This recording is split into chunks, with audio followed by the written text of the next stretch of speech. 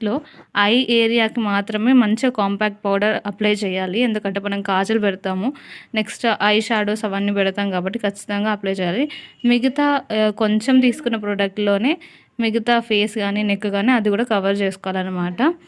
So, ఇదే మన dress. Next eyebrow pencil పెట్టుకుంటున్నాను. మనకు డార్క్‌గా కావాలి. ఎందుకనంటే డార్క్‌గా తీసుకున్నప్పుడే ఫేస్ కొంచెం ఎలివేట్ అవుతుంది. ఎందుకనంటే మనం ఏదైతే మేకప్ ఏసుకోవాలనుకుంటున్నాం, ఇప్పుడు నేను అగోరి మేకప్ ఏసుకోవాలనుకుంటున్నాను కాబట్టి కొంచెం నాకు డార్క్ అయితే సెట్ అవుతుంది అని అనిపించింది. నెక్స్ట్ ఐ షేడ్స్‌కి నేను న్యూడ్ కలర్స్ మాత్రమే తీసుకుంటున్నాను. అంటే నా స్కిన్ టోన్ ఏ కలర్ ఉందో ఆ కలర్సే తీసుకుంటున్నాననమాట.